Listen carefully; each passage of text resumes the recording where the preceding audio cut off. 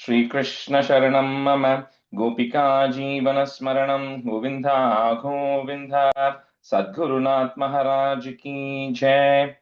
शुक्लां भरधरं विष्णुं शशिवर्णं चतुर्भुजं प्रसन्नवदनं ध्यायेत् सर्वविघ्नोपशान्तये। नमो नमः सद्गुरुभ्यो नमो नमः। नमो नमः सद्गुरुभ्यो नमो नमः। सच्चिदानन्दरूपाय विश्वोत्पत्त्यादिहेतवे तापत्रय विनाशाय श्रीकृष्णाय वयं नुमः। यं प्रव्रजन्तमनुपेतमपेतकृत्यं द्वैपायनो विरह कातर आजुहाव पुत्रेति तन्मयतया तरवोऽभिनेदुः तं सर्वभूतहृदयं मुनिमानतोऽस्मि। यस्वानुभावमखिल श्रुतिसारमेकम् अध्यात्मदीपमतितितीर्षतां तमोऽन्धं संसारिणां करुणयाः पुराणगुह्यं तं व्याससूनुमुपयामि गुरुं मुनीनां।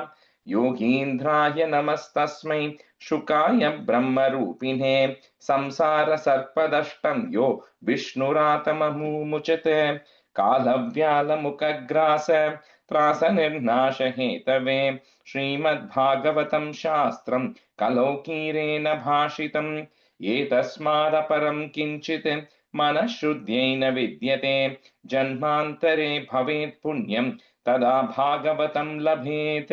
ज्ञानवैराग्यसम्पूर्णान् हरिभक्तिपरायणान् पूर्वाचार्यातहं वन्दे सम्प्रदायप्रवर्तकान्। भगवन्नाम साम्राज्यं लक्ष्मी सर्वस्वविग्रहं श्रीमद्बोधेन्द्रयोगीन्द्र देशिकेन्द्रम् उपास्महे। कलिकालोचितं धर्मं नाम संकीर्तनात्मकं निर्णेतुम् अवतीर्णं तं प्रेमिकं सद्गुरुं भजे। हरे रामेति कृष्णेति नाम संकीर्तनं सदा लोकक्षेमाय कुर्वन्तं प्रेमिकं सद्गुरुं भजे। जन्माद्यस्य यतोऽन्वयादितरतश्चार्तेष्वभिज्ञस्वराट् तेने ब्रह्महृदाय आदिकवये मुह्यन्ति यत्सूरयः तेजो वारिमृदां यथा विनिमयो यत्र त्रिसर्गो मृषा धाम्ना स्वेन सदा निरस्तकुहकं सत्यं परं धीमहि। धर्मः प्रोज्झितकैतवोऽत्र परमो निर्मत्सराणां सतां वेद्यं वास्तवमत्र वस्तु शिवदं तापत्रयोन्मूलनं। श्रीमद्भागवते महामुनिकृते किं वा परैरीश्वरः सद्यो हृद्यवरुध्यतेऽत्र कृतिभिः शुश्रूषिभिस्तत्क्षणात्। निगमकल्पतरोर्गलितं फलं शुकमुखात् अमृतद्रवसंयुतं पिबत भागवतं रसमालयं मुहुरहो रसिका भुवि भावुकाः। नारायणं नमस्कृत्य नरं चैव नरोत्तमं देवीं सरस्वतीं व्यासं ततो जयमुदीरयेत्। श्रीमद्भागवताख्योऽयं प्रत्यक्षः कृष्ण एव हि स्वीकृतोऽसि मया नाथ मुक्त्यर्थं भवसागरे। मनोरथो मदीयोऽयं सफलः सर्वदा त्वया निर्विघ्नेनैव कर्तव्यो दासोऽहं तव केशव। श्रीहरे नमः श्रीहरे नमः श्रीहरे नमः। गोपिका जीवनस्मरणं गोविन्दा गोविन्दा सद्गुरुनाथ महाराज की जय। Good afternoon, everyone. Okay, so doing 3.21, we'll have to review from 23, right? So I think there are 44 stanzas, about 22 stanzas each. Madhu, you can do one. I was checking if Ramesh is on, but I don't see Ramesh. Sorry, Aarti, you can do the second half. Sir. श्रीभगवानुवाच विदित्वा तव चैत्यं मे पुरैव समयोजितत् यदर्थम् आत्मनियमैः त्वयैवागं समर्चितः न वै जातु मृषैव स्यात् प्रजात्यक्षमदर्हणं भवद्वितेष्वदितरां मयि सङ्कृभित् आत्मनां प्रजापतिसुतत्सम्राट् मनुर्विख्यातमङ्गलः ब्रह्मा वर्तमयो दिवसन् शास्ति सप्तार्णवामहि सचेग विपर्राजर्षिः महिष्या शतरूपया आयासदि दितृक्षु त्वां परश्वो धर्मगोवितः மது அந்த ஃபர்ஸ்ட் லைன்ல மட்டும் விப்ர ராஜர்ஷிஹி short E there. Okay okay. விப்ர ராஜர்ஷிஹி. ஓகே. ஆத்மஜாமசிதாபாங்கிம் வயஷீலகுணான்விதாம் மிருகஹந்திம் பதிம் தாஸ்யதி அனுரூபாய தே பிரபோ சமாகிதம் தே ஹிருதயம் யத்ரே மான் பரிவஸ்தரான் சாத்வாம் பிரம்மன் பரிவஸ்தரான் சாத்வான் பிரம்மன் ரிபவத்துः காமமாஷு பஜிஷ்யதி யாத ஆத்மபிருதம் வீரியம் நவதா प्रसविष्यति वीर्ये त्वदीये ऋषयः आदास्यन्त्यञ्जसात्मनः त्वं स सम्यक् अनुष्ठाय निदेशम् उसत्तमः मयि तीर्तिकृताशेषक्रियातो मां प्रबत्स्यसे कृत्वा तयां सजीवेषु तत्त्वा चाभयम् आत्मवान् मय्यात्मानं सगजगत् त्रक्षयस्यात्मनि चापि मां सहाहं स्वां सकलया द्वद्वीर्येण महामुने दवक्षेत्रे देवहूत्यां प्रणेष्ये तत्त्वसंहितां मैत्रेय उवाच एवं तम् अनुभाष्याद भगवान् प्रत्यक् अक्षजः जगाम बिन्दुः सरसः सरस्वत्या परिश्रितात् निरीक्ष्यतस्तस्य यावशेषसिद्धेश्वरापिष्टुदसिद्धमार्गः आकर्णयन् पत्रररेन्द्रपक्षैः उच्चारितं स्तोममुदीर्णसाम अधसंप्रस्थिते शुक्ले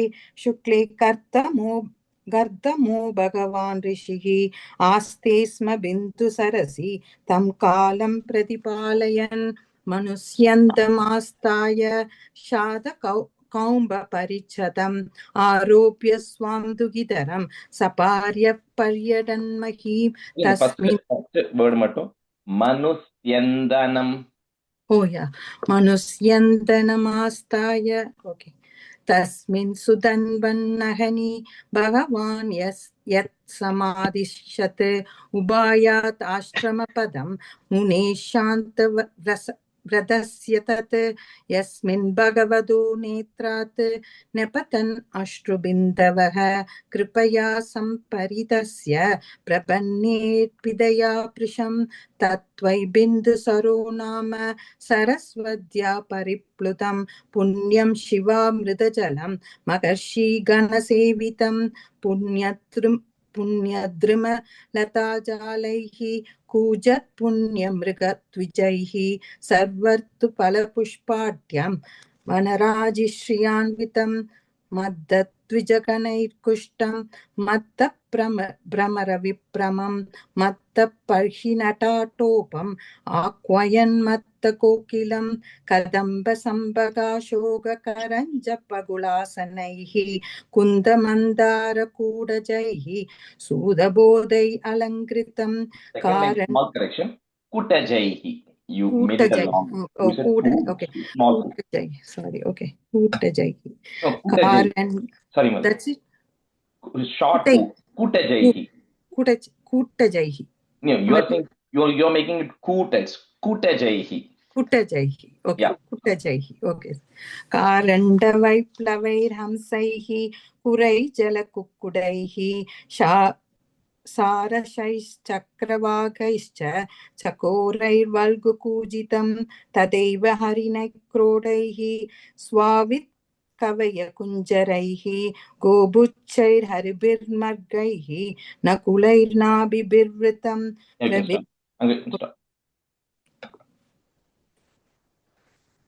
प्रविश्य तत्तीर्थवरम् आदिराजः सहात्मजः ददर्श मुनिमासीनं तस्मिन् हुतहुताशनं विद्योतमानं वपुषा तपस्युग्रयुजाचिरं नादिक्षामं भगवतः स्निग्धापाङ्गावलोकनात् तद्व्याहृतामृतकला पीयूषश्रवणेन च प्रांशुं पद्मपलाशाक्षं जटिलं चीरवाससम् उपसंश्रित्य मलिनं यतार्हणं संस्कृतम् अथोट So, and the last word, yatarhanam asam. If you put im there, it becomes asam. यतार्हणमसंस्कृतम् अथोटजमुपायातं नृदेवं प्रणतं पुरः सपर्यया पर्यगृह्णात् प्रतिनन्दयानुरूपया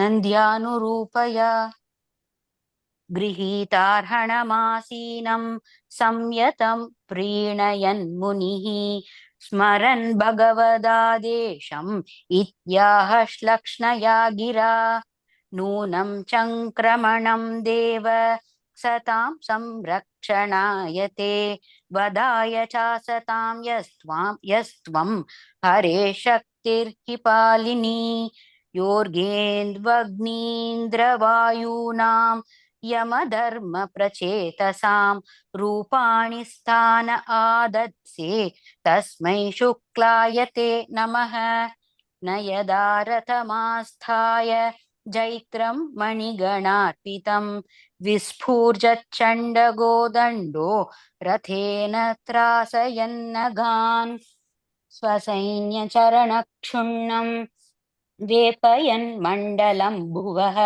विकर्षन् बृहतीं सेनां पर्यटस्यं शुमानिव तदैव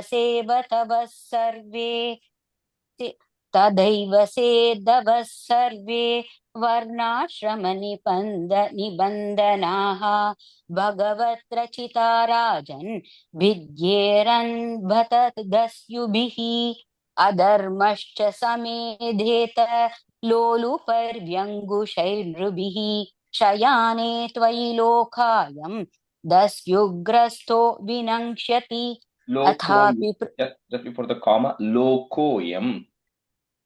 शयाने त्वयि लोकोऽयं तस्युग्रस्तो विनङ्क्ष्यति अथापि पृच्छे त्वां वीर यदर्थं त्वमिहागतः तद्वयं निर्जलीकेन प्रतिपद्यामहे हृदा इति श्रीमद्भागवते महापुराणे पारमहंस्यां संहितायां तृतीयस्कन्धे 21 अथ अर्थद्वन्द्वानि राजेश up to 10, yeah. अथ 22 मैत्रेय उवाच एवमाविष्कृताशेषगुणकर्मोदयो मुनिं स्वरीड इव तं सम्राड उपारतमुवाचः First, second line, first word, second line. सव्रीड Yeah. मनुरुवाच ब्रह्मासृजत्स्वमुखतो युष्मानात्मपरिप्सया छन्दोमयस्तपो विद्या योगयुक्तानलम्पटान् तत्राणायासृजच्छास्मान् सहस्रपात् हृदयं तस्य हि ब्रह्म क्षत्रमङ्गं प्रचक्षते अतो ह्यन्योन्यमात्मानं ब्रह्मक्षत्रं च रक्षतः रक्षति स्माव्ययो देवः स यः सदसदात्मकः तव सन्दर्शनादेव छिन्नामे सर्वसंशयाः यत्स्वयं भगवान् प्रीत्या धर्ममाहरिरक्षिषोः दिष्ट्या मे भगवान् दृष्टो दुर्दर्शो यो कृतात्मनां दिष्ट्या पादरजस्पृष्टं शीर्ष्णा मे भवतः शिवं दिष्ट्या त्वयानुशिष्टोऽहं कृतश्चानुग्रहो महान् अपावृतैः कर्णरन्ध्रैः जुष्टादिष्ट्योषतीर्गिरः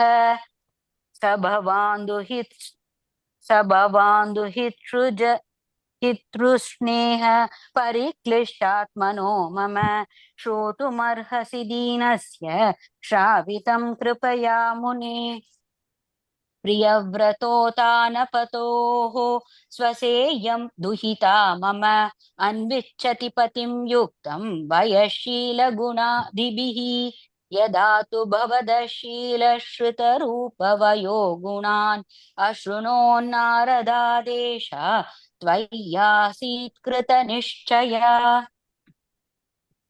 Right. We'll continue from, I'll say the meaning for 22. We haven't started that meaning. We'll finish the meaning of 22 and then get into the stanza. So in 21, we saw about the story of Kardama Muni, right? We saw how Kardama Muni ended up doing the penance for 10,000 years. And when he did the penance for 10,000 years, finally Bhagavan then came in front of him and he was standing on Garuda and gave him that darshan and then said, I know your desire is going to be fulfilled. And like a day after tomorrow, Swayambhuva Manu, Shatarupa, and their daughter Devahuti will come, and then he will offer his daughter in hand to you, and then you're going to get 9 daughters, and then a portion of me is going to come and be born to then teach the science of religion and science of knowledge to Devahuti, and eventually you will get liberated. So that's what Bhagavan said. Then he left. And then, we saw how he was continuing his penance in the banks of Saraswati and Bindu Sarovar. And then Swayambhuva Manu comes towards the end of the chapter, right? And then he welcomes Swayambhuva Manu by saying that because Swayambhuva Manu is at the end of the day, he's the ruler. So he says, if you have come, he praises Swayambhuva Manu essentially towards the last of the previous chapter. He praises Swayambhuva Manu saying that it's because of you that everything is in order. You are keeping all the structure going. And as a ruler, you are enforcing dharma, which is the primary purpose of the Manu, right? To enforce that all the things are happening properly and doing all that. So he praises. So that's when that chapter comes to an end. So in this, the story is kind of continuing, right? So once Kardama praises Swayambhuva Manu because it's two great Bhagavata. So they have to kind of praise each other. So because Kardama told Swayambhuva Manu, you are so great, it is because of you, everything is in order, you have come, how can I help you out? Swayambhuva Manu has to resort back. So he then praises Kardama Muni. He says that, Kardama, like all you Brahmanas, like we said, Brahmana doesn't mean somebody who's just wearing a punal, right? Brahmana means great sages who have come, and Kardama has come directly from Brahma. So he says Brahma, to expand all the Vedic knowledge, he created all these Brahmanas or rishis, right, directly from his mouth. Although in Purusha Suktam we say Brahmanos, it comes from your mouth, O Purusha, but Brahma is part of extension of that. So it's the same thing. So he says, Brahma created all you Brahmanas to expand the knowledge. So you all are also very revered people, right? And it's because of you that, you are ensuring that the knowledge is continuing. And he talks about how in the Varnashrama system, it's a right balance. It's not like a Kshatriya is better or a Brahmana is better. It talks about how each one's to help each other. The role of the Kshatriya is to protect the Brahmanas, and the role of the Brahmanas is to spread the knowledge and enlighten the Kshatriya. So it's a very symbiotic, complementary relationship, right? Which is what Swayambhuva Manu is saying, that it is such a connected relationship, and you are also continuing to do that. And it's my great fortune that I'm getting a chance to meet you. So he praises Kardama for a long way, right? Saying that, it's a big blessing for me to be able to even see you. Because Kardama is at a very high position as well, same level, or same as Swayambhuva Manu directly come from Brahma. Then towards the end, he says, I have a daughter, right, which I want to actually get in marriage to you. So he builds through a very solid case of when you're going and seeing your prospective groom, how you go build the case, right? So if he first says, I have a daughter, right, and I'm looking for an active groom for her to get her married to. Then he first goes and describes the family. He says, she's my daughter, so Swayambhuva Manu. He says she's also the sister of Priyavrata and Uttanapada, who are the descendants of Swayambhuva Manu, who are then going to be also rulers actively helping. So she says our lineage is very good, right? She has 2 solid brothers who are also great rulers and very religious people, very well known. Because later Uttanapada's son is going to be Dhruva, right? So they are all in the same with Priyavrata. They all are going to have all this great, beings who are going to come out of them. So he talks about the greatness of Uttanapada, Priyavrata. And then he says how Devahuti has already decided to marry you, Kardama, based on what Sri Narada has told her. So Devahuti has not seen Kardama till now, right? So how will she know about the Kardama? She says because Narada himself has gone and told Devahuti that there is this great religious person called Kardama who is very renounced. He is a very senior ascetic. He's blessed by Bhagavan. So he's an ideal. So it's not like a regular person saying. Narada himself has given the stamp of authority. So Devahuti has already made her mind. Even before she says, Narada is telling, that means it has to be the right groom for her, right? So she's saying she's willing on that also. Then third, he says, I know, Kardama, you are very, religious, spiritual oriented, which means the person who you're going to marry also has to complement you, right? If the person is exactly opposite of you, then it gets hard. Like we spoke about the case of Kashyapa Diti, when that husband-wife combination was coming up, he says the same thing. I know what your priorities are. Your priority is to do meditation, tapas, and to do that. And Devahuti is an apt wife for that because she will support you and complement you in that process. So she said that's a great thing as well. Then he says, then he also gives, like a little bit of what you say, a stick, right? All this is carrot. All this is the incentives of marrying Devahuti. Then he gives a stick, which is the opposite. He says, when somebody is coming and offering you, right, you have an upper hand. I'm coming and offering you this great opportunity with Devahuti. You let go this opportunity, then a great person like you will have to go and ask somebody else to get married, which is not up to your standards, right? Somebody is coming and offering you a great choice. Why would you want to decline this? Because later on, I don't want to be in a state, Kardama, where you are going and looking for somebody who may not be a right choice for you. So he says, don't reject Devahuti here. She's the right one. And then he also thinks of what might a Brahmana or a great sage like Kardama, what reason he might say no to, right? Because a lot of these rishis might have taken a vow of celibacy, right? Or where they're not going to get married, they're not going to get in a relationship, right? So he points that out saying, you are not that Naishtika Brahmachari who has taken a vow of celibacy. So you are in that path where you are a Brahmachari up to a particular point, and you have not taken a complete vow of celibacy, which means it's okay for you to get married, right? And you can get into this grihasthastra and still follow your spiritual principles. So like this, he solidly lays out a case, right? Saying she is the right one, she comes from a right lineage, and it's exactly the kind of person, she's also looking for, so it will be a good match. And then, you have not taken a vow, it's all a perfect match for you, right? So that's how Swayambhu Manu builds the case for Devahuti. Then Kardama, then Rishiru Vacha, so Kardama is then responding, then he says, no doubt about it, right? He says, look, it's obvious, I prayed to Bhagavan for 10,000 years to say I need a right spouse, right? A right partner. So there's no doubt. And Devahuti is the right one. He also acknowledges all of that, saying she's from your heritage, Swayambhu Manu, Uttanapada, all of that stuff. Then he also talks about how what a great personality or beautiful she is. So he talks about how Viswasu, a Gandharva, who was also one of the demigods, fell for Devahuti looking at her beauty. So she says it's not like she's an ordinary person. She's a well-known, well-reputed person who others are also liking. She's very beautiful as well. So he says, who will not want to marry Devahuti? She's obviously a nice choice. But he says, I have one condition. He says the condition for me to get married is, after I serve my duties as a grahastha, which is marrying Devahuti and having children, I am going to go back. I'm going to go back to my varnashrama. I'm going to go back to being, take on the next step, which is to become go back to the forest and then eventually become a sanya. I'm going to take up that sannyasi, right? So he says that is my plan. So don't expect that I am going to be married forever, right? So that is one big condition. He says it's important because he says my primary priority is worshipping Bhagavan.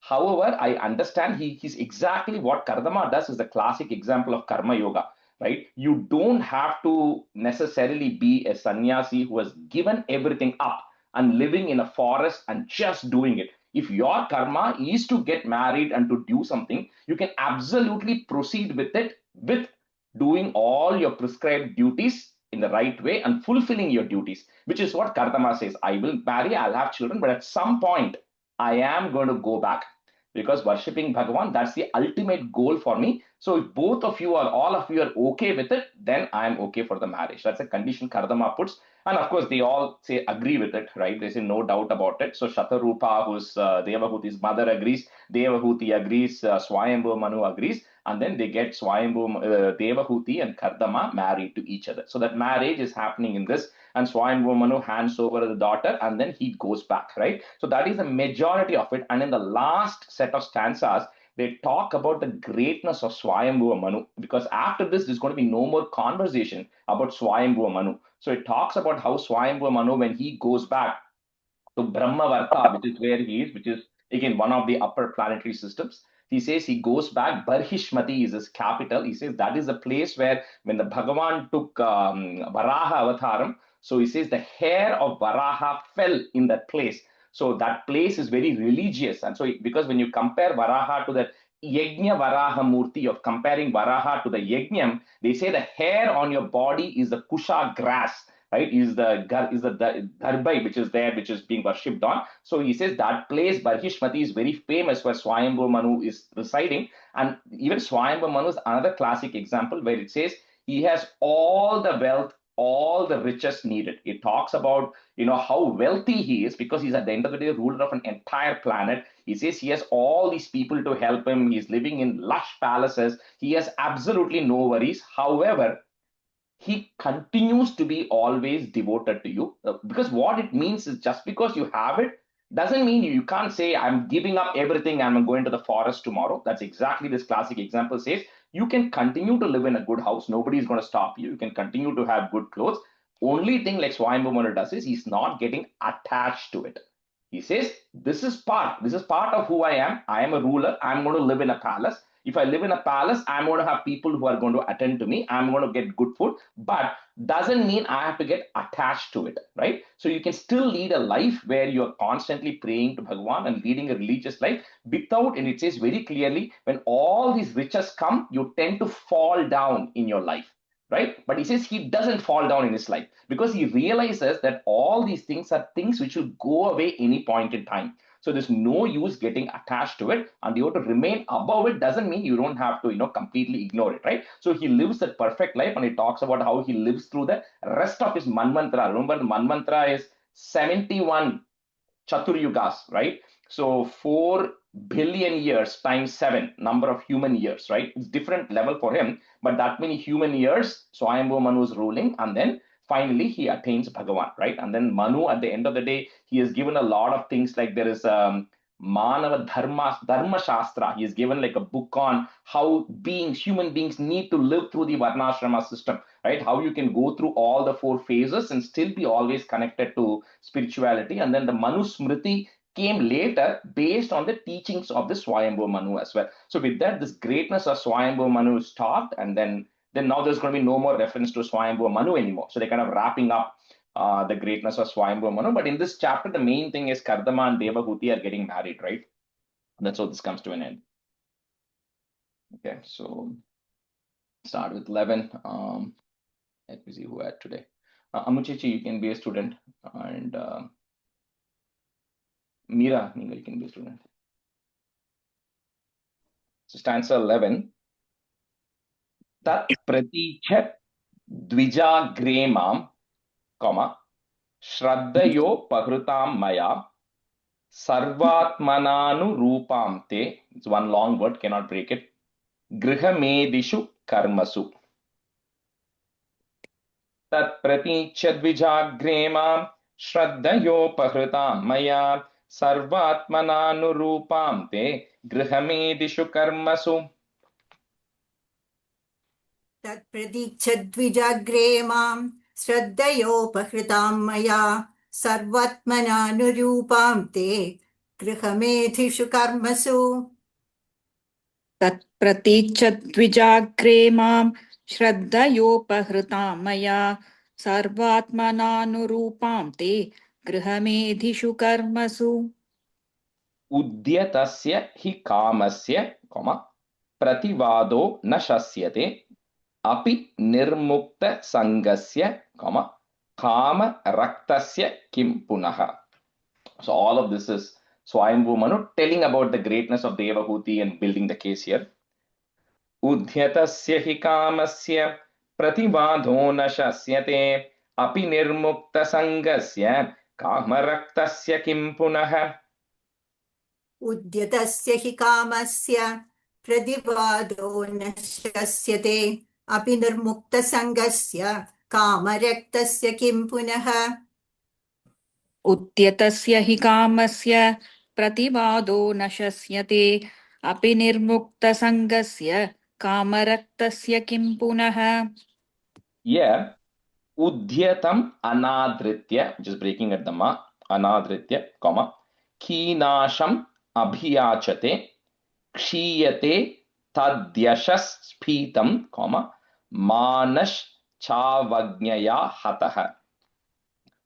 य उद्यतमनादृत्य कीनाशम् अभियाचते क्षीयते तद्यशस्फीतं मानश्चावज्ञया हतः. य उद्यतमनादृत्य कीनाशम् अभियाचते क्षीयते तदृशस्फीतं मानश्चावज्ञया हतः. Second line, second word, tadyashas. क्षीयते तद्यशस्फीतं मानश्चावज्ञया हतः. य उद्यतमनादृत्य कीनाशम् अभियाचते क्षीयते तद्यशस्फीतं मानश्चावज्ञया हतः अहं त्वा शृणवं विद्वन्, विवाहार्थं समुद्यतम् अतस्त्वम् उपकुर्वाणः, प्रत्तां प्रतिगृहाण मे. अहं त्वा शृणवं विद्वन् विवाहार्थं समुद्यतम् अतस्त्वम् उपकुर्वाणः प्रत्तां प्रतिगृहाण मे. अहं त्वा शृणवं विद्वन् विवाहार्थं समुद्यतम् अतस्त्वमुपकुर्वाणः प्रत्तां प्रतिगृहाण मे. अहं त्वा शृणवं विद्वन् विवाहार्थं समुद्यतम् अतस्त्वमुपकुर्वाणः प्रत्तां प्रतिगृहाण मे. ऋषिरुवाच बाढम् उद्वोढु कामोहम् इम, next word starts with a apratacha tavatmaja avayor, breaking at the ra, avayor anuruposau. So the va that you have, va, we're just going to break it, make it anuruposau, au sound, comma. Next word starts with the a, adhyo vaivahiko vidihi. ऋषिरुवाच बाढमुद्वोढुकामोहम् अप्रताच तवात्मजा आवयोरनुरूपोऽसौ आद्यो वैवाहिको विदिः. ऋषिरुवाच बाढमुद्वोढुकामोहम् अप्रदाच तवात्मजा अवयोरनुरूपोऽसौ आद्यो वैवाहिको विदिः. ऋषिरुवाच भाडमुद्वोढुकामोहम्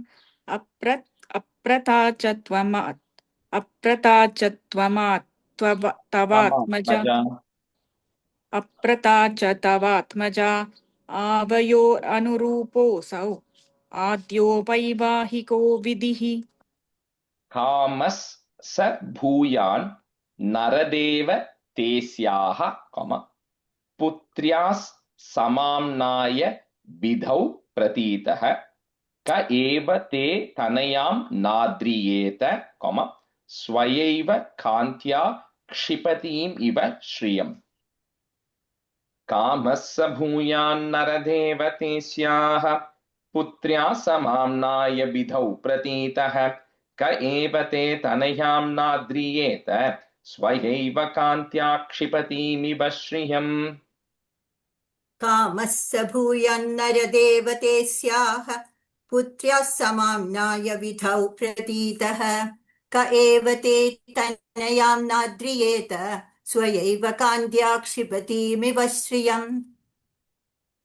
कामस्य भूयान्नरदेव ते स्याः पुत्र्या समाम्नाय विधौ प्रतीतः क एव ते तनयां नाद्रियेत स्वयैव कान्त्या क्षिपतीम् इव श्रियम्. यां हर्म्य पृष्ठे क्वनदङ्घ्रि शोभां, विक्रीडतीं कन्दुक बिह्वलाक्षीं विश्वावसुर, this is the Gandharva Vishwavasu, Vishwavasur न्यपतत् Swad vimanat, comma, bilokya. So the dvi, we're just breaking it as it and a v there. Bilokya sammoha vimudha chetaha. Yam harmya prishte kvanadangrishombham vikridatim kanduka vihvalakshim vishwavasur nyapatat swad vimanat bilokya sammoha vimudha chetaha. यां हर्म्यपृष्ठे क्वणदङ्घ्रिशोभां विक्रीडतीं कन्दुकविह्वलाक्षीं विश्वावसुर्न्यपतत्स्वाद्विमानाद् विलोक्य सम्मोहविमूढचेताः यां हर्म्यपृष्ठे क्वणदङ्घ्रिशोभां विक्रीडतीं कन्दुकविह्वलाक्षीं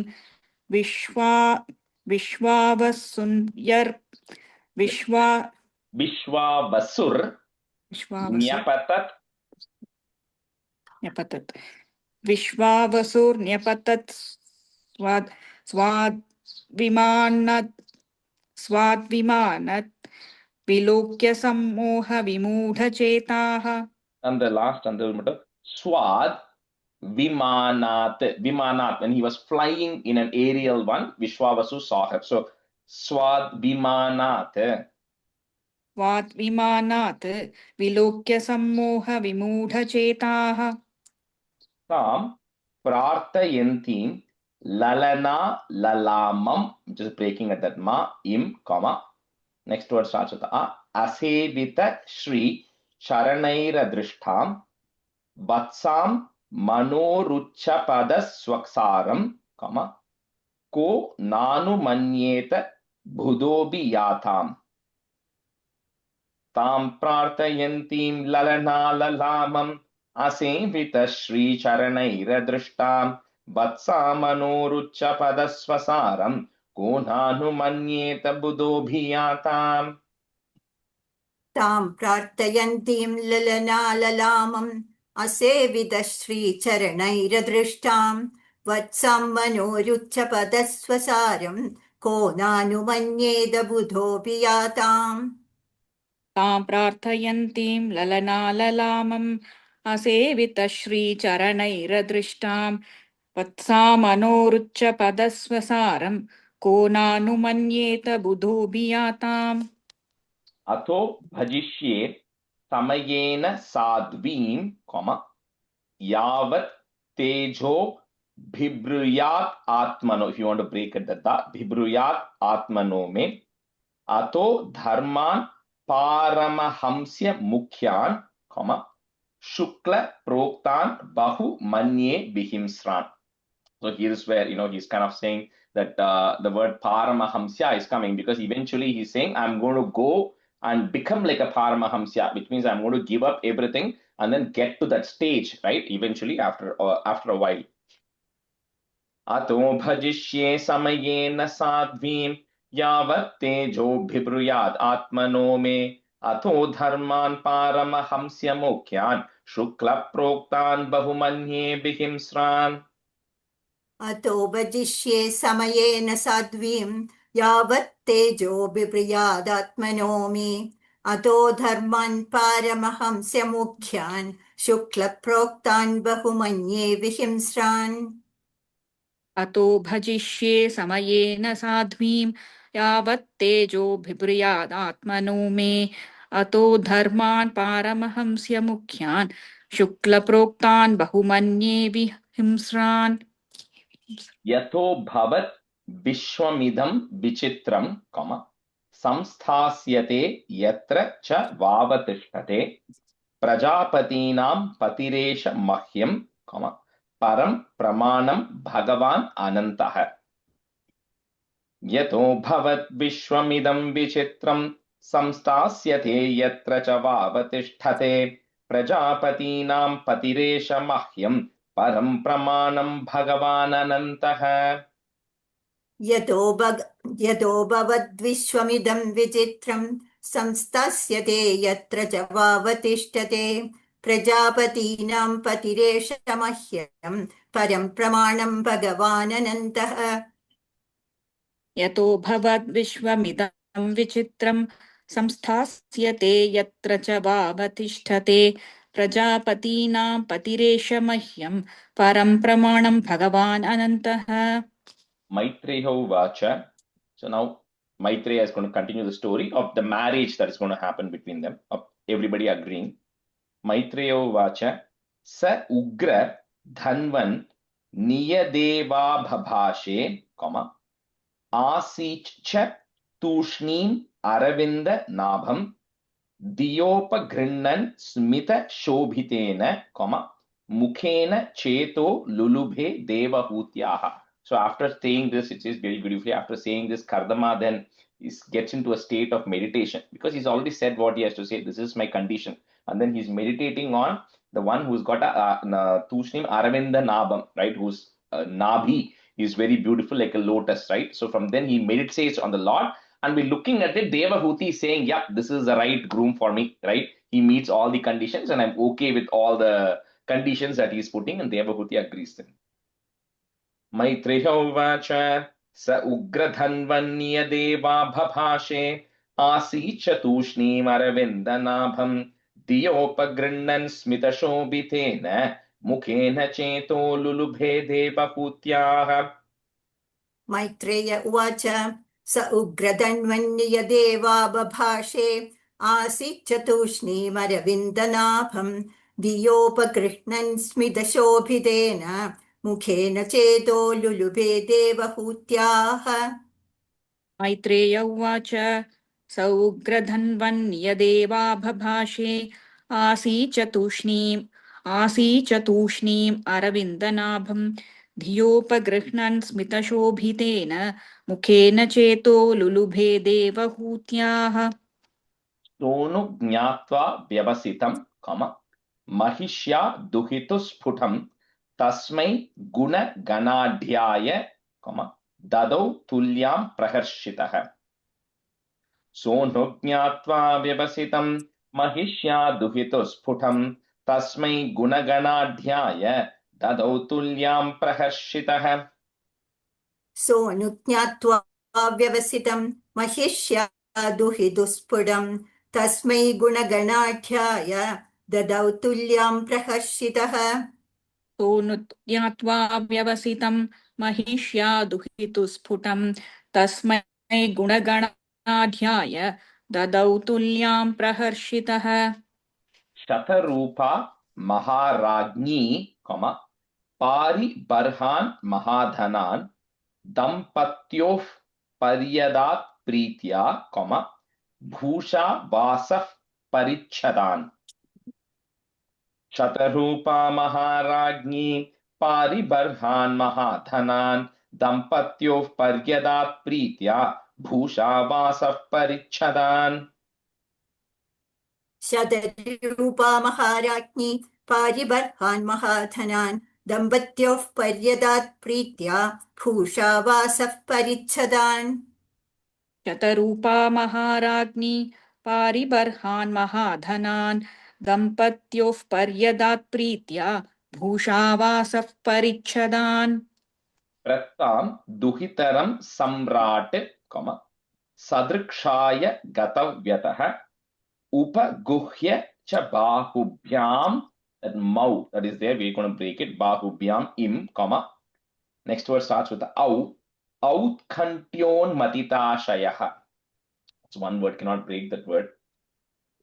Prattam Duhitaram Samrat Sadrikshaya Gatavyataha Upaguhya cha Bahubhyam Autkantyon Matitashayah. Prattam Duhitaram Samrat Sadrikshaya Gadavyataha Upaguhya cha Bahubhyam Autkantyon Matitashayah. प्रत्तां दुहितरं सम्राट् सदृक्षाय गतव्यतः उपगुह्य च बाहुभ्याम् औत्कण्ठ्योन्मथिताशयः. Ashaknuvams Tadviraham, Munchan Bashva Kalam Muhuhu Asinchadamba. If you want to break it, it's Asinchadamba, but you can say it together. Asinchadamba Vatseti, Netrodair Duhitushikaha. Ashaknuvams Tadviraham मुञ्चन् बाष्पकलां मुहुः आसिञ्चदम्बवत्सेति नेत्रोदैर्दुहितुशिखाः अशक्नुवंस्तद्विरहं मुञ्जन् बाष्पकलां मुहुः आसिञ्जदम्बवत्सेति नेत्रोदैर्दुहितुशिखाः अशक्नुवंस तद्विरहं मुञ्चन् बाष्पकलां मुहुः आसिञ्चदम्बवत्सेति नेत्रोदैर्दुहितुशिखाः आमन्त्र्य तं मुनिवरम् इं comma next word अनुज्ञातः सहानुगः प्रतस्ते रथमारुह्य comma सभार्य स्वपुरं नृपः आमन्त्र्य तं मुनिवरम् अनुज्ञातः सहानुगः प्रतस्ते रथमारुह्य सभार्य स्वपुरं नृपः आमन्त्र्यतं मुनिवरम् अनुज्ञातः सहानुगः प्रदस्ते रथमारुह्य सभार्य स्वपुरं नृपः आमन्त्र्यतं मुनिवरम् अनुज्ञातः सहानुगः प्रतस्थे रथमारुह्य सभार्य स्वपुरं नृपः He's leaving Munivaram, he's leaving the place of Swayambhuva Manu and then going to his son. So they kind of handed over the daughter. Now they're going back. So the next set of in 13 stanzas are talking about the wrap up of the greatness of Swayambhuva Manu. Like we spoke about how he, in spite of having all these riches and everything, he continued, to be devoted. Ubhayor rishi kulyayaha, sarasvatya surodhasoho ऋषीणाम उपशांतानाम pashyannashrama sampadaha. Actually, this is the one where he's going. So when he's going, so this line is only relevant because we'll see in 23 later on. So you just remember this. So he sees when he's flying, he sees how that place around Bindu Sarovar, around Saraswati, where Kardama is residing, is ripe for spiritual realization. Right? Is a place where you have to be. Right? If you're focused on spirituality, that is the place to be. So when he's flying away, he's seeing that beautiful place of Bindu Sarovar and Saraswati, which is where Kardama's ashram is, saying that is the perfect place for Kardama to proceed. Ubhayo rishikulyayaha saraswatya surodhasoho rishinam upashantanam pashyannashrama sampadah. उभयोर् ऋषिकुल्यायाः सरस्वत्याः सुरोधसोः ऋषीणामुपशान्तानां पश्यन्नाश्रमसम्पदः उभयो ऋषिकुल्यायाः सरस्वत्या सुरोधसोः ऋषीणामुपशान्तानां पश्यन्नाश्रमसम्पदः. All right, we'll just switch. Atte Gomatyate, are you there? You can be student. And then Revati. Yeah. And Revati, you can be student. Thamayantam abhipretya, Brahma vartat prajah patim. Rajesh, you select somebody today? Oh, sure, no worries. I mean, yeah. Okay. Sri Vidya Sriram, you can be student. I think I just saw her. Yeah. Tamayantam abhipretya, Brahma vartat prajah patim. Gita samstuti vaditraihi, pratyudhiyuf praharshitaha.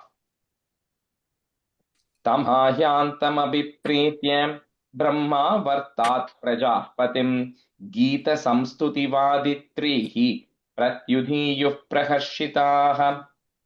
तमायान्तमभिप्रेत्य Brahma वर्तात् प्रजापतिं गीतसंस्तुतिवादित्रैः प्रत्युदीयुप्रहर्षिताः तमायान्तमभिप्रेत्य ब्रह्मा वर्तात् प्रजापतिं गीतसंस्तुतिवादित्रैः प्रत्युदीयुप्रहर्षिताः. Barhishmati nama puri, sarva sampat samanvita nyapatan yatra romani, yajnasyangam vidhunvataha. बर्हिष्मती नाम पुरी सर्वसम्पत्समन्विता न्यपतन् यत्र रोमाणि यज्ञस्याङ्गं विधुन्वतः बर्हिष्मती नाम पुरी सर्वसम्पत्समन्विता न्यपतन् यत्र रोमाणि यज्ञस्यागं विधुन्वतः बर्हिषिमति नाम पुरी सर्वसम्पत्समन्विता न्यपतन् यत्र रोमाणि यज्ञस्याङ्गं विधुन्वतः कुशाः काशास्त एवासन् शश्वत् हरित वर्चसः ऋषयो यैः पराभाव्य यज्ञज्ञान ज्ञान यज्ञमीजिरे कुशाकाशास्त एवासन् शश्वद्धरितवर्चसः ऋषयो यैः पराभाव्य यज्ञज्ञान यज्ञमीजिरे कुशाकाशास्त एवासन् शश्वद्हरितवर्चसः ऋषयो यैः पराभाव्य यज्ञघ्नान् यज्ञमीजिरे कुशाकास्त एवासन् शश्वत्कृत वर्चसः ऋषयो यै पराभाव्य यज्ञज्ञान् यज्ञमीजिरे First line, second word. Kashasta. काशास्त कुशाकाशास्त Kusha. Kashamayam. Barhihi. Visarga comma. The ra goes away. Becomes a a then. Astirya Bhagavan Manuhu. Ayajat Yajna Purusham. I'm just breaking the dya there. Ayajat Yajna Purusham, comma. Labdha Stanam Yato Bhuvam. कुशकाशमयं बर्हिः आस्तीर्य भगवान् मनुः अयजद्यज्ञपुरुषं लब्धास्थानं यतो भुवम् कुशकाशमयं बर्हिः आस्तीर्य भगवान् मनुः अयजद्यज्ञपुरुषं लब्धा अयजद्यज्ञपुरुषं लब्धास्थानं यतो भुवम्. ஒரே கொஸ்டின் ராஜேஷ் இந்த பர்ஹிஹின் இருக்கா பர்ஹியா பர்ஹிஹியா and the ra is there, right? The ra goes away and the visarga comes there. Oh, perfect. It becomes barhihi and the next word becomes astirya. Okay. कुशकाशमयं बर्हिः आस्तीर्य भगवान् मनुः अयजत् यज्ञपुरुषं लब्धास्थानं यतो भुवम्.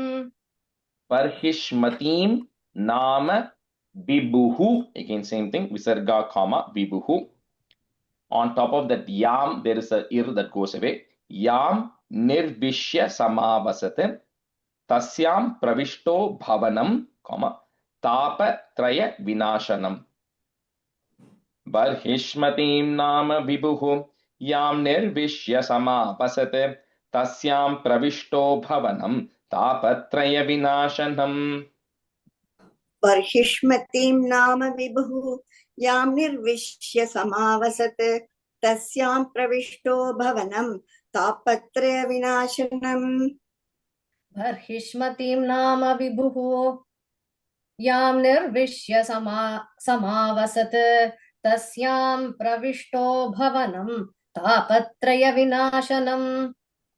सभार्यस् सप्रजः कामान्, comma भुभुजेन्या विरोधतः, भुभुजे one word, भुभुजेन्या विरोधतः संगीयमान सत्कीर्तिः, comma स स्त्रीभिस् सुर गायकैः प्रत्यूषेष्वनुभद्येन, cannot break that word, so प्रत्यूषेष्वनुभद्येन, comma हृदा शृण्वन् हरे कथाः.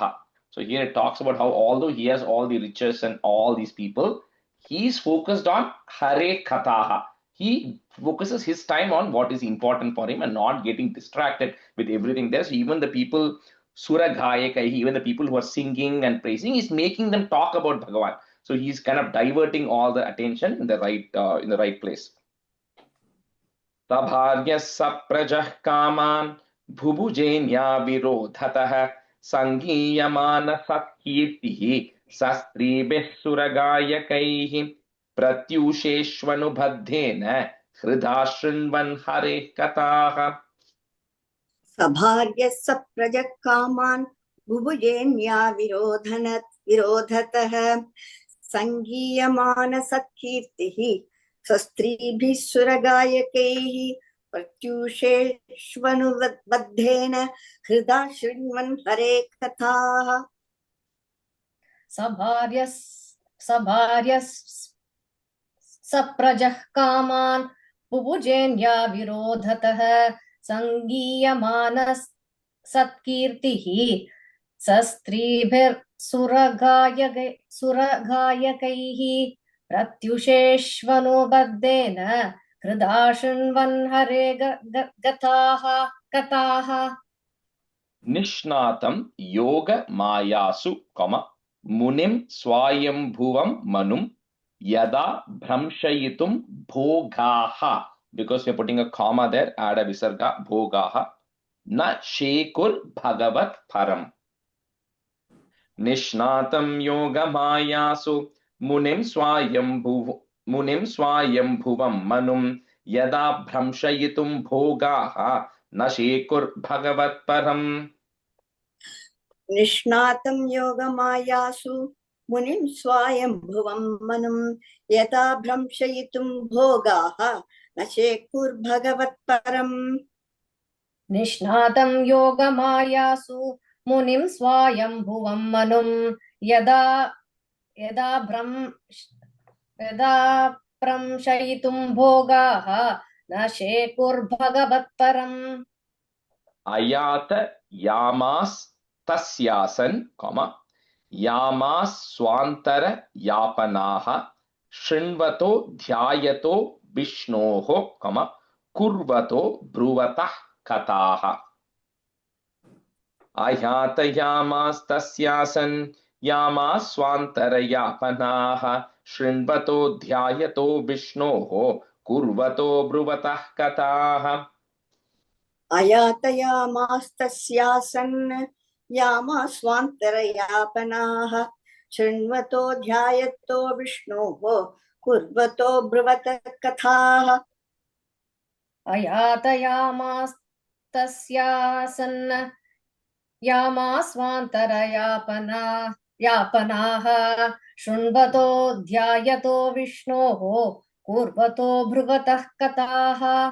Even though he had a long life, he didn't waste his life. His life did not go in vain because he was focused on Shrinvata, to hearing, Dhyayata, to meditate or contemplating and writing and everything about Vishnu, about the stories of Vishnu.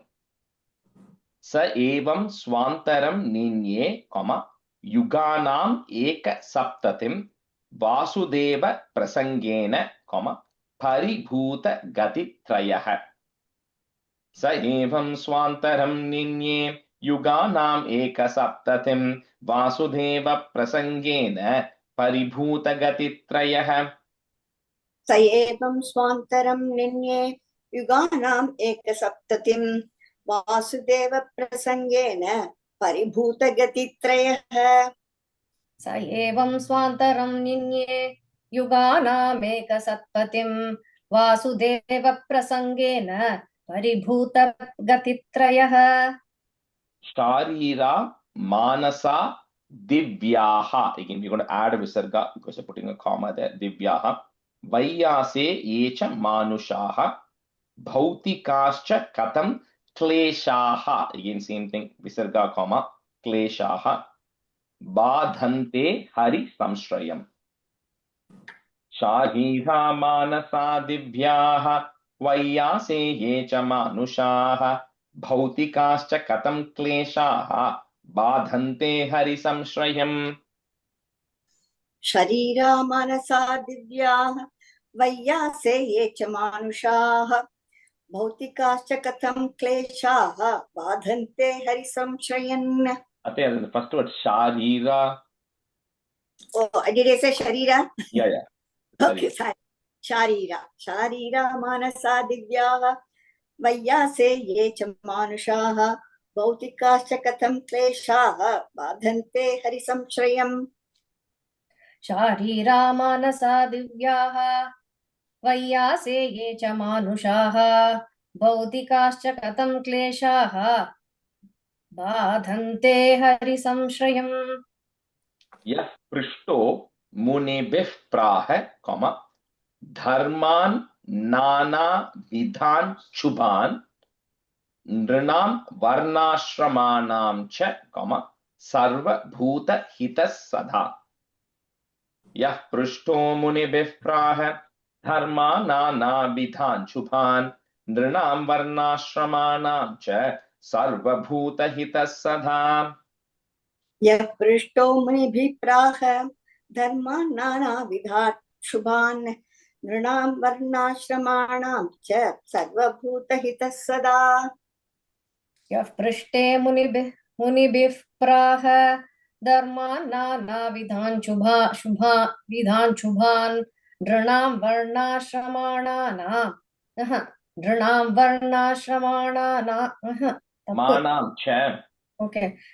वर्णाश्रमाणां च सर्वभूतहितः सदा।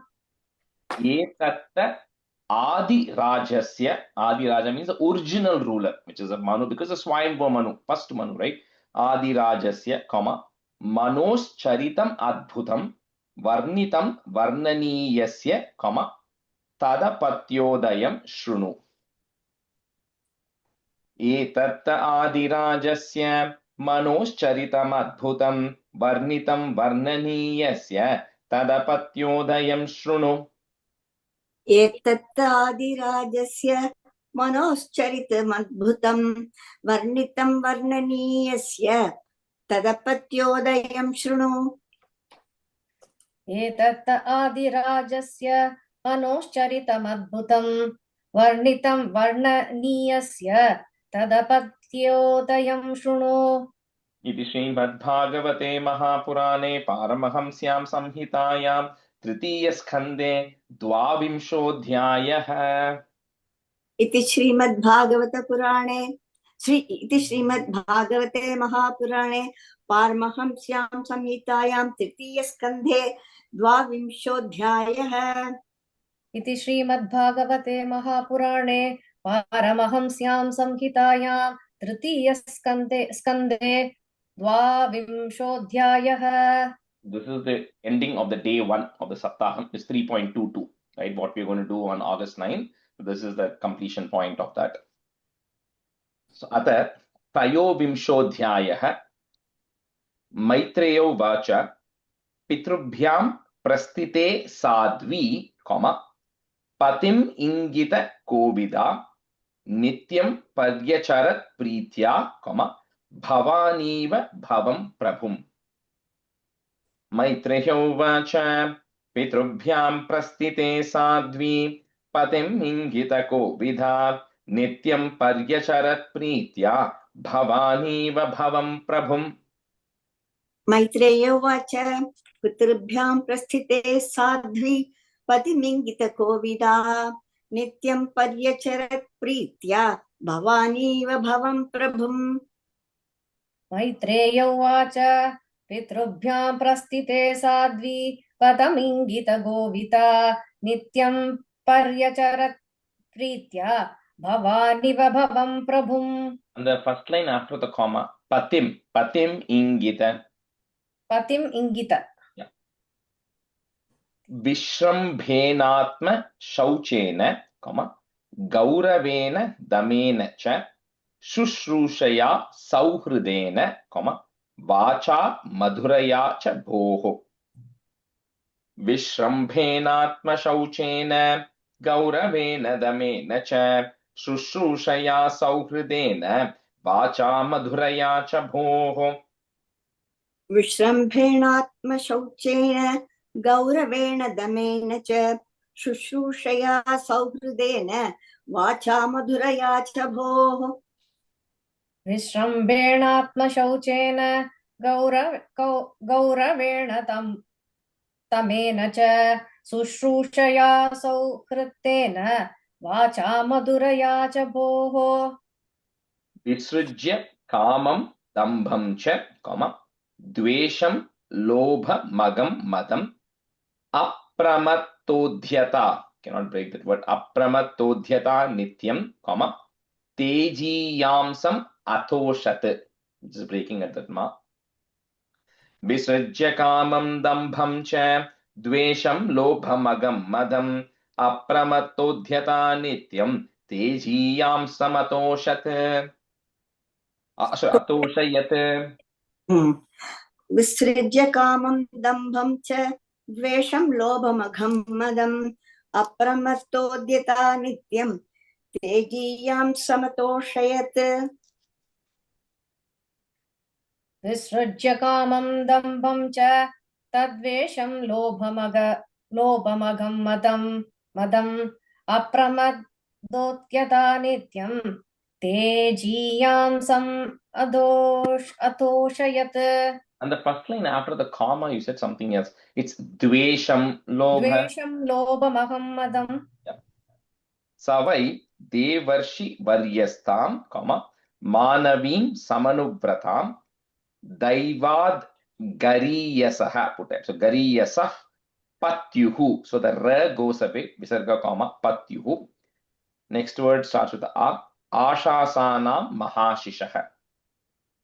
Savaidhe varshivaryastam manavim samanubratam daivad gariyasah patyuhu ashasanam mahashishah.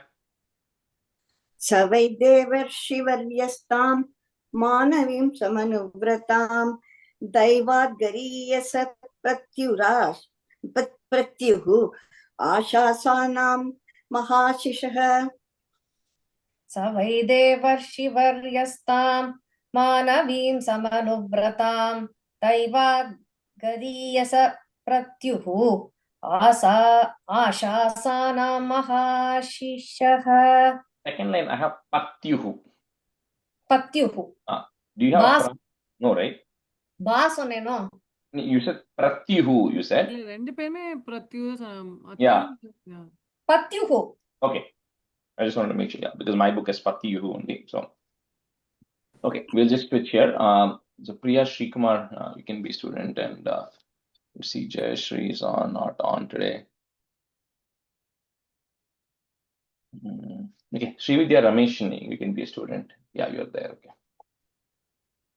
So, stanza 5. Kalena bhuyasa kshamam, comma, karshitam vrata charyaya, prema gadgadaya vacha, comma, piditah kripaya bravit. Kalena bhuyasa kshamam, karshitam vrata charyaya, prema gadgadaya vacha, piditah kripaya bravit. कालेन भूयसा क्षामां कर्षितां व्रतचर्यया प्रेम गद्गदया वाचा पीडितः कृपया ब्रवीत. कालेन भूयसा क्षामां कर्षितां व्रतचर्यया प्रेम गद्गदया वाचा पीडितः कृपया ब्रवीत. कर्दमो वाचा तुष्टोह मध्य तव मानवि मानदायाः, शुश्रूषया परमया परया च भक्त्या यो देहिनाम ayam. I'm just breaking into 3 if you want. Dehinam ayam ativa suhrit swadeho, navekshitas samuchitaha. You have to say that visarga ksha is coming later. Samuchitaha kshapitum madarte. Kardamo vacha तुष्टोऽहमद्य तव मानविमानधायाः शुश्रूषया परमया परया च भक्त्या यो देहिनामयमतीव सुहृत्स्वदेहो नावेक्षितः समुचितः क्षपितुं मदर्थे. कर्दमोवाच तुष्टोऽहमद्य तव मानविमानदायाः शुश्रूषया परमया परया च भक्त्या यो देहिनामयमतीव सुहृत्स्वदेहो नावेक्षितः समुचितः शपितुं मदर्थे. कर्दम उवाच तुष्टोऽहमद्य तव मानविमानदायाः शुश्रूषया परमया परया च भक्त्या यो देहिनामयमतीव सुहृत्स्वदेहो नावेक्षितः समुचितः क्षपितुं मदर्थे ये मे स्वधर्म निरतस्य तपस् समाधि पुट प्लस विद्यात्म योग विजिता भगवत् प्रसादाः तानेव ते madhanusevanayavaruddhan. Cannot, if you only place to break it is mat and anusevanaya, but the rest of the word goes together. So madhanusevanayavaruddhan, comma, drishtim prapashya vitaramya bhayan ashokhan. Again, only place you can break here is that na bhayan, vitaramya bhayan ashokhan. That's the only place you can break it there.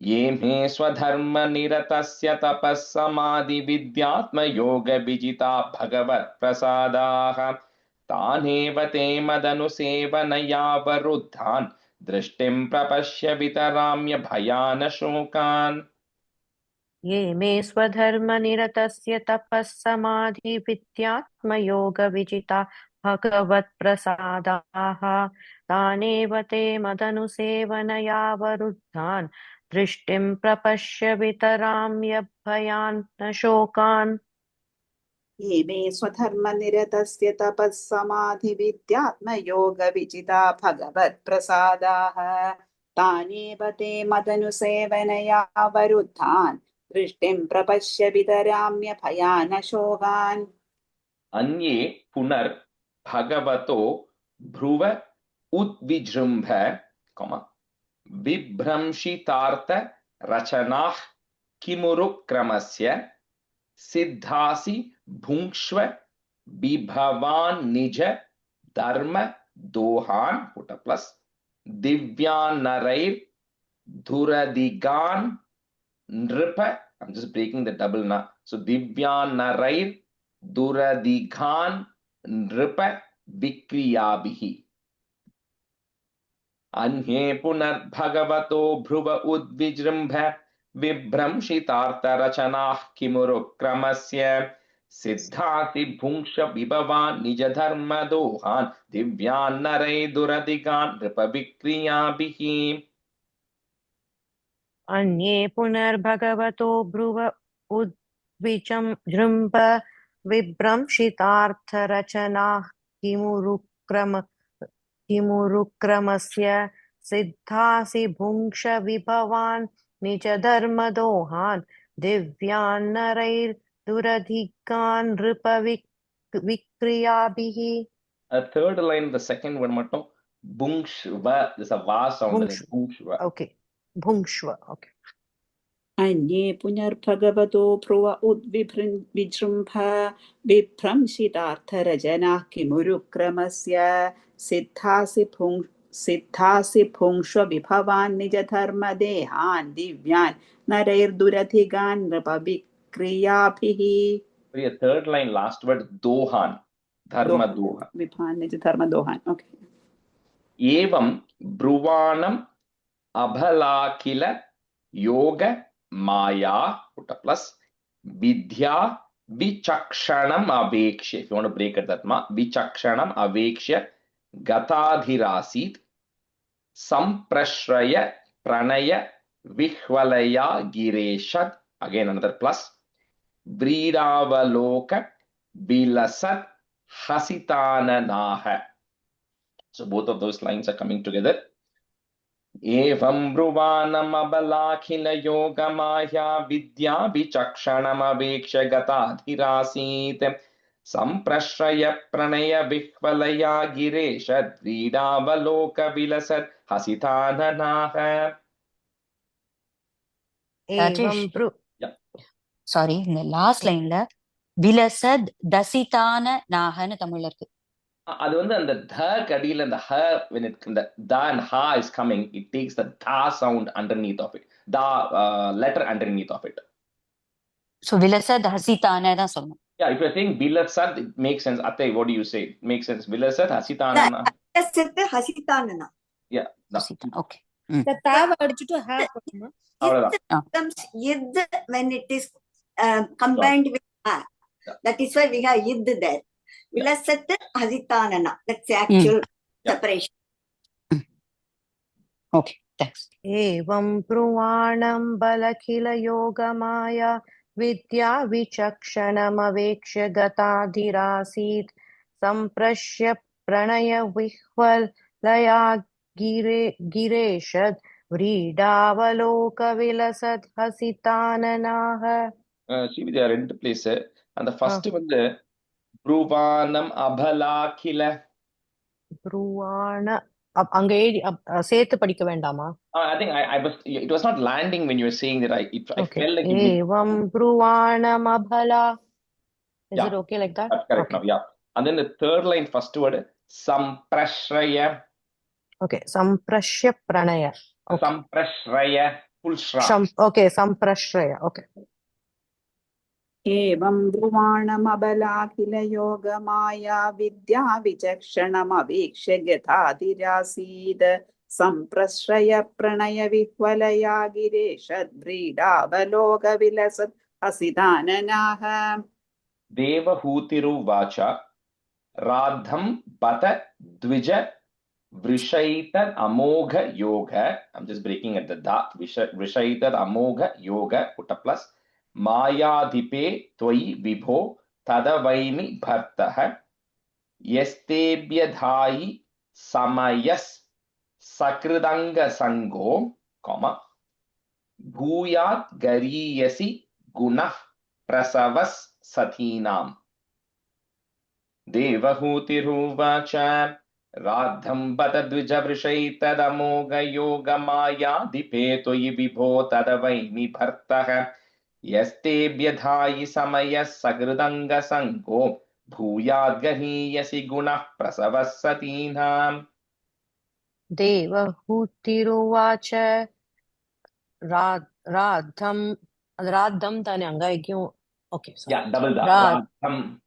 Okay, ஏன்னா இங்க அந்த last இதுல வந்து அதே மாதிரி தான் கொடுத்திருக்கு, but you split it up as the and her, right? That ha is hasitananaha. That ha belongs to the next word, not the previous word. Here radham is one word. Okay. Radham patadvijavrushaitat amogayoga मायाधिपे त्वयि विभो तद्वैमि भर्तः यस्तेभ्यधायि समयः सकृदङ्गसङ्गो भूयाद्गरीयसि गुणः प्रसवः सतीनाम्. And the first line with the yoga is the end of that line. So radham patadvija vrishaitadamoga yoga mayadhipe. Okay. That's all. देवहूतिरुवाच राद्धं बदधुजवृषैतदमोघयोगमायाधिपे त्वयि विभो तदवैमि भर्तः यस्तेभ्यधायि समयः सकृदङ्गसङ्गो भूयाद्गरीयसि गुणः प्रसवः सतीनाम्. तत्रेति कृत्यम् उपशिक्ष यतोपदेशं ये नैष मे कर्षितोतिरिरम्. It's one word. कर्षितोतिरिरम् सयात्मा सिद्ध्येत ते कृत मनो भव दर्शितायाः. We're adding a visarga because you're putting a comma there. दीनस् तदीश भवनं सदृशं विचक्ष्व. तत्रेति कृत्यमुपशिक्ष यतोपदेशं येनैष मे कर्षितोतिरिरं सयात्मा सिद्ध्येत ते कृतमनो भवदर्शितायाः दीनस्तदीश भवनं सदृशं विचक्ष्व. तत्रेति कृत्यमुपशिक्ष यतोपदेशं येनैष मे कर्षितोतिरिरं रंसयात्मा सिद्ध्येत ते कृतमनोभवदर्शितायाः दीनस्तदीश भवनं सदृशं विचक्ष्व. सेकंड लाइन करेक्टा வரல இல்லையா? கரெக்ட்டா இருக்கு. You got it correct. Okay. तत्रेति कृत्यमुपशिक्ष्य यथोपदेशं येनैष मे कर्षितोतिरिरं सयात्मा सिद्ध्येत ते कृतमनो भवदर्शितायाः दीनस्तदीशभवनं सदृशं विचक्ष्व मैत्रेयो उवाच प्रियायाः प्रियम् अन्विच्छन् कर्दमो योगमास्थितः विमानं कामगं क्षत्तः विसर्गा instead of that is tarheva virachikarat, one word, tarheva virachikarat.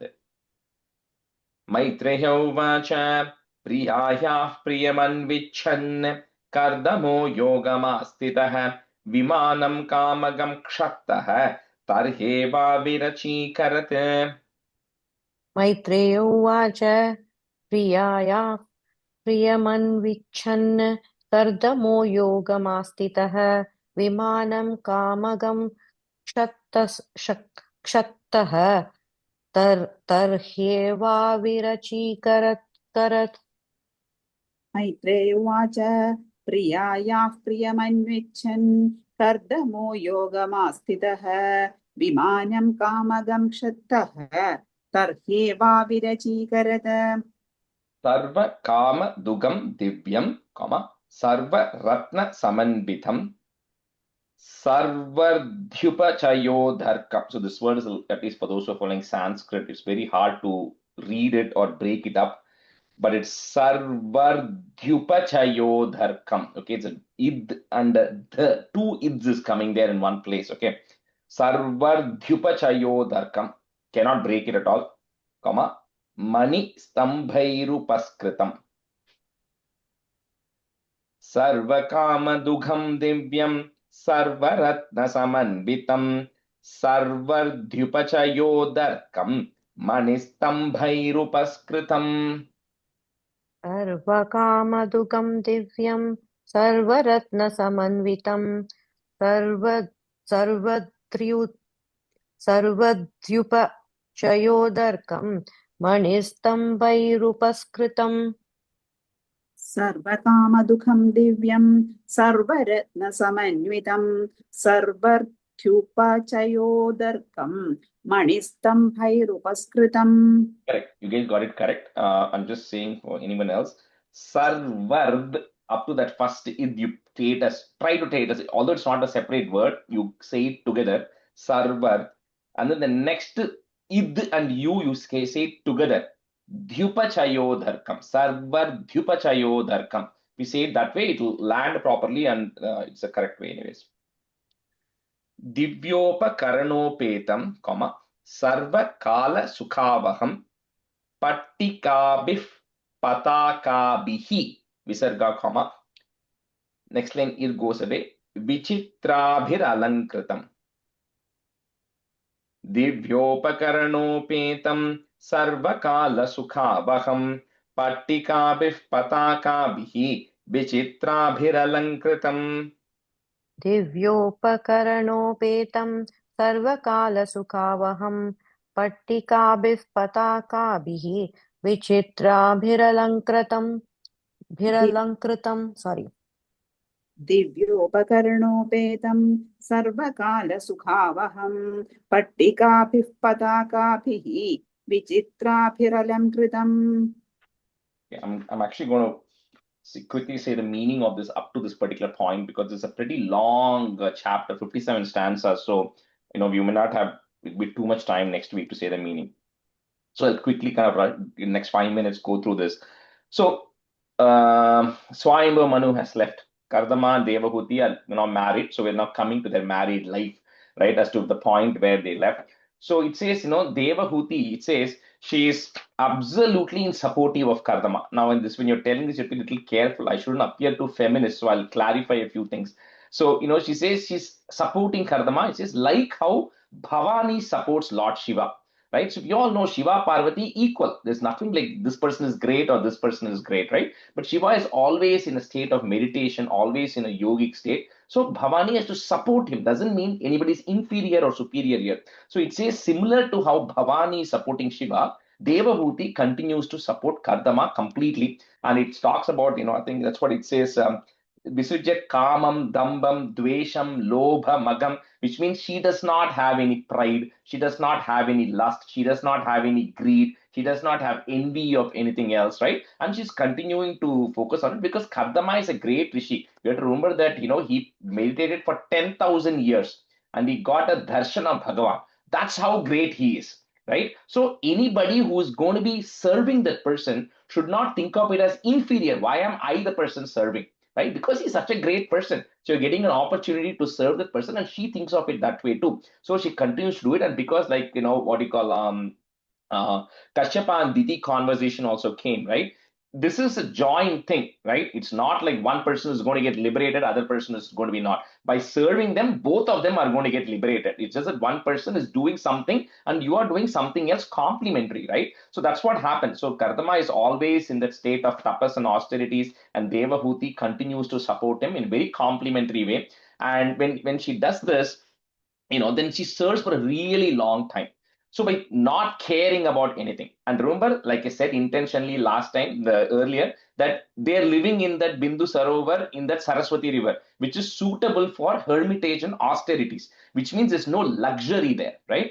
And Devahuti has come from Swayambhuva Manu, which we saw in the previous one, is so famous. He's got all these access to things. She's left all that and she's coming here. So her body over a period of time becomes very weak because she's been supporting him and constantly helping him in all of that stuff. So one day Swayambhuva Manu recognizes that. So he says that, I can see how you have become so weak. Your body has become completely emancipated, like, somebody who has not eaten at all.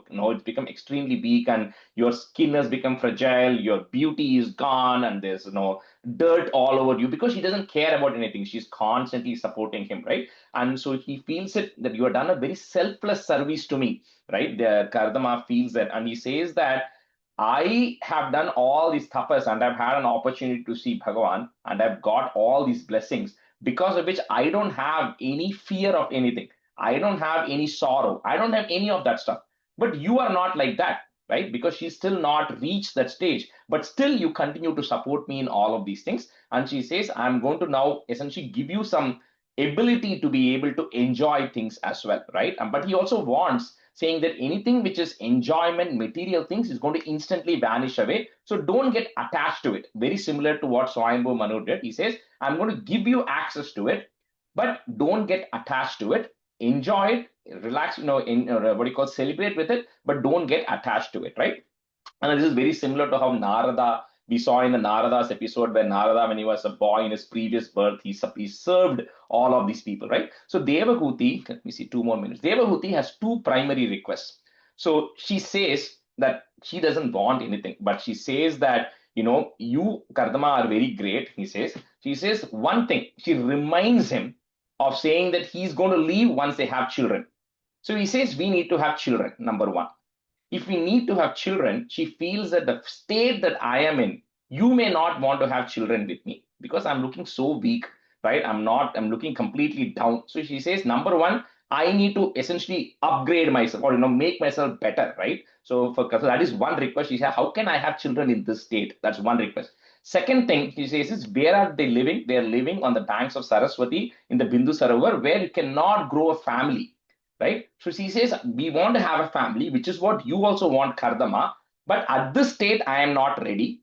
And the place which we have also is not ready for having a family. So those are the two requests that Devahuti does. And then in the next class, we'll see what Kardama does in return against that. Shri Hare Namaha, Shri Hare Namaha, Shri Hare Namaha. Gopika Jeevana Smaranam Govinda Govinda Sadgurunath Maharaj Ki Jai. Kahena vacha manasendriyerva buddhyatmana va prakrite swabhavat karomi yatyat sakalam parasmai narayanayeti samarpayami. Rajesh, one thing that kind of struck me as I was reading here, both Kardama and Devahuti, each one of them is appreciative of the good qualities of the other person. 100%. And they completely submit themselves. So that's very striking. It's very impressed when I read that. That's why in the first stanza, they're saying they are like Bhavani and Shiva. Yeah. We say Shiva and Parvati are like the ideal couple. They're both equal, Now, just because one is doing one and somebody is doing another doesn't make them inferior or superior in this case. And that's what they're saying. They're very complementary to each other. They know what their strengths are. Kardama is like Devahuti, like it said, even the description of Devahuti, she says she has very strong yogic power, right? But Kardama is just so strong, right? That he is good at what he does, right? So she has to be supportive in her own way, right? Because later on, she's going to say that you have all the knowledge, Kardama. I don't have any knowledge. I don't have any jnanam, right? That's why Kapila is going to come and directly teach Devahuti, right? Yeah. A very valid point, yeah. Yeah. Very nice. Thank you, Rajesh. Thank you, Rajesh. Thank you, Rajesh. Thank you, Rajesh. Thank you, Thank Rajesh. you. Happy Happy birthday. birthday. Happy birthday. Thank you, everyone. Thank you.